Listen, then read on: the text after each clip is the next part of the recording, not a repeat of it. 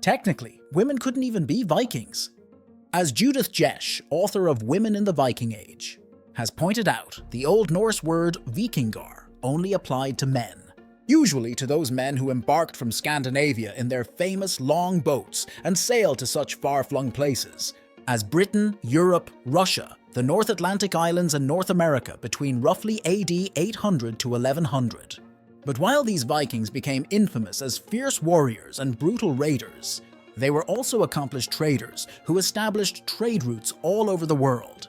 They formed settlements, founded towns and cities, and left a lasting impact on the local languages and cultures of the places where they landed their ships. While earlier historical research about the Vikings had theorized that the seafaring Norsemen traveled in male-only groups, perhaps due to a lack of desirable mates in Scandinavia, a more recent study tells a very different story. In the newer study published in late 2014, researchers used mitochondrial DNA evidence to show that Norse women joined their men for Viking Age migrations. To England, the Shetland and Orkney Islands and Iceland were important agents in the processes of migration and assimilation. Especially in previously uninhabited areas such as Iceland, Norse women were vital to populating the new settlements and helping them thrive. Like many traditional civilizations, Viking Age society at home and abroad was essentially male-dominated. Men did the hunting, fighting, trading, and farming, while women's lives centered around cooking, caring for the home, and raising children. The majority of Viking burials found by archaeologists reflect these traditional gender roles. Men were generally buried with their weapons and tools, and women with household items, needlework, and jewelry. But women in Viking Age Scandinavia did enjoy an unusual degree of freedom for their day. They could own property, request a divorce, and reclaim their dowries if their marriages ended.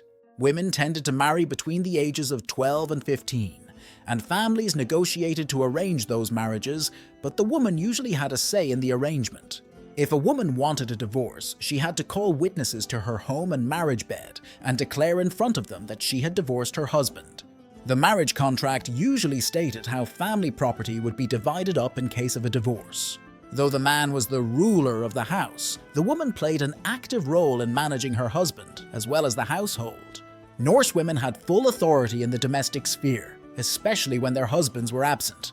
If the man of the household died, his wife would adopt his role on a permanent basis, single-handedly running the family farm or trading business.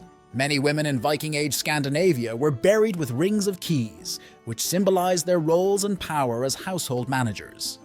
Some women rose to a particularly high status. One of the grandest burials ever found in Scandinavia from that period belonged to the Oseberg Queen, a woman who was buried in a sumptuously decorated ship along with many valuable grave goods in AD 834. Later in the 9th century, Aud the Deep-Minded, the daughter of a Norwegian chieftain in the Hebrides, married a Viking king based in Dublin. When her husband and son died, Aud uprooted her household and organized a ship voyage for herself and her grandchildren to Iceland, where she became one of the colony's most important settlers. Now, a lot of you are going to ask, were there female warriors in Viking Age society? Though relatively few historical records mention the role of women in Viking warfare, the Byzantine-era historian Johannes Skylitzes did record women fighting with the Varangian Vikings in a battle against the Bulgarians in AD 971. In addition, the 12th century Danish historian Saxo Grammaticus wrote that communities of shield maidens dressed like men and devoted themselves to learning swordplay and other warlike skills, and that some 300 of these shield maidens held the field in the Battle of Bravelir in the mid-8th century.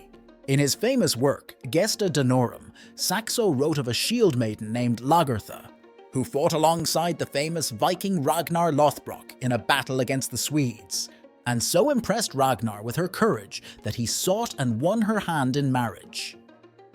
Most of what we know about women warriors in the Viking Age comes from literary works, including the romantic sagas Saxo called upon as some of his sources. Female warriors known as Valkyries, who may have been based on shield maidens, are certainly an important part of Old Norse literature.